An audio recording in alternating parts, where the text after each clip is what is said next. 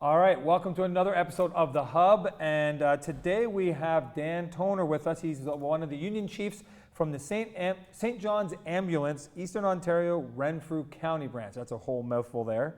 Welcome to the show, Dan. Thank you. So most people know about St. John's Ambulance. You see them at events and stuff like that, but today we're talking more about volunteers and stuff like that. Yes. So how about maybe tell me more about volunteering with St. John's Ambulance, what it entails, things like that. What does it look like to volunteer with St. John's? So to volunteer with St. John Ambulance, a lot of times people will, when they volunteer at different community organizations, such as, you think of the Lions Club or something like that, you do your labor on your duty days, if the best way to put it. So if you're being a volunteer with the Lions Club at the fair, you'll be flipping burgers or working the parking lot or doing labor at the event. For us as volunteers, we try to do our labor up front. So we meet every Monday night from 6 till 8, and we train for 2 hours at responding to emergencies. Each Monday night we'll have a different event, maybe somebody with a spinal injury or somebody with a head injury or massive trauma or what have you, and we'll work at how to treat these properly. So when we get to an event, really as long as nobody gets hurt or as long as nobody has any illness, we really are just guests at the event and we enjoy the event. So we do our work up front. If somebody gets injured or ill at an event, then yes, we have to provide aid. But other than that, we do our work up front. So when we volunteer, when you see us out at events, you'll notice we're just sitting by our ambulance, enjoying the event, chatting with people.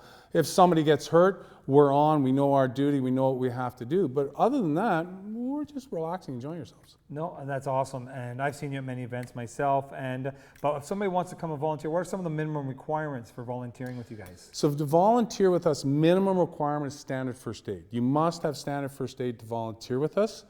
So if you show up and start to volunteer, we need you to fill out a volunteer application and we'll get a vulnerable sector check on you as long as you can pass a vulnerable sector check. Once you've passed that VS, you can just start volunteering with us every Monday night. And then we do a duty roundup every night. So during the cold winter months, January, February, March, we don't have a lot to do. We'll do hockey games, we'll cover skidoo races and that sort of thing, but there's not a lot to do.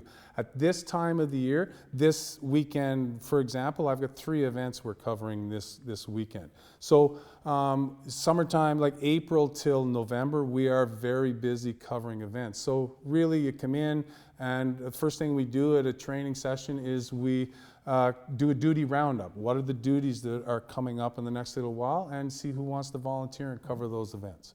Definitely.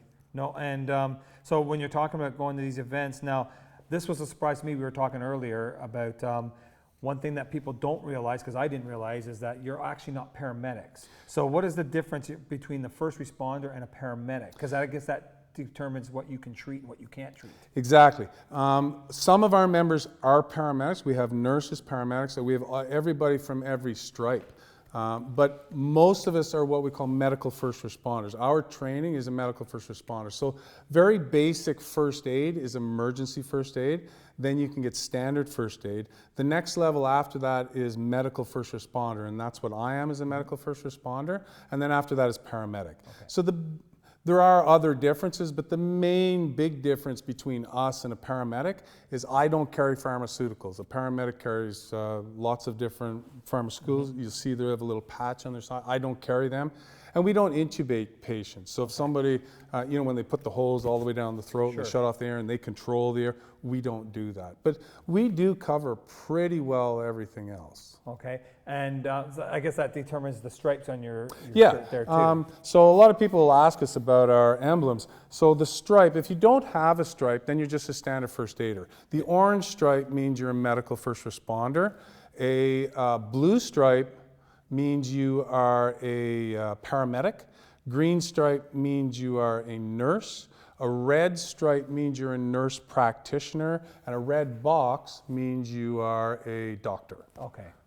No, that makes a big difference. And now, is it just adults that are volunteering with you, or do you take teenagers? Do you do like co-op type of thing, or is there something like that? And if so, like with teenagers, could this be a stepping stone to something else for them? Absolutely. We used to, before pandemic, we did have a youth group, a youth team. We don't have a youth group right now simply because we don't have people willing to put on a youth program. But we do welcome teenagers. If you have a child out there, a teenager, 14, 15, 16, and they're thinking of getting into the health sciences, this is an excellent place to start. If you come and volunteer with us, if you were a volunteer, standard first aid volunteer, come out with us, I would always pair you with a medical first responder or paramedic or someone else in the unit that is of that level. And you would never be left alone. So my goal is, if you're standard first aid, to train you up so that you become a medical first responder. So if you're a 16-year-old, and we have a young lady in our program right now who is starting her second year of advanced paramedic down at Toronto University. Okay. And she started with us when she was 16. And so we can give you that education so that when you want to apply for, or you're looking to go into a paramedic program, you've already got a lot of the training under your belt. You know how the human body works. You know what it looks like when a person is in spinal trauma, what it looks like when you have a broken leg, the difference between a broken fibula and a broken femur, all these different things. You'll know all that before you ever start your first day of school. So to come and train with us, if you're thinking about getting involved in the health sciences, I don't know why you wouldn't. It's in your own best interest. It's almost like a preschool towards whatever you want to do. I think that's awesome. If somebody does want to volunteer with you guys, what's the best way that they can get in touch with you and to do so? So our number at the office is 613-735-0772. You can call there during the business days. We train, as I said, every Monday night from 6 till 8, so you're welcome to just come out, see what we're doing, check us out, and then if you're interested in truly volunteering with us, if you see what we're doing, you like what you see, then we'll have you fill out an application form, and the big step after that is getting a vulnerable sector check. We have to be able to work with vulnerable people in the community, so we need a vulnerable police sector check. But once we get that, you're welcome to come and volunteer with us on any duty that we're performing on. And as I said, if you're not medical first responder or higher in your qualifications, you will always be paired with somebody that is medical first responder or higher. No, that's awesome. So if there's anybody out there that's interested in volunteering, make sure you get in touch with them. I'm sure they could use your help. And until next time, thank you for joining us here on The Hub, and thank you, Dan, for joining us. My pleasure. Thanks for having me.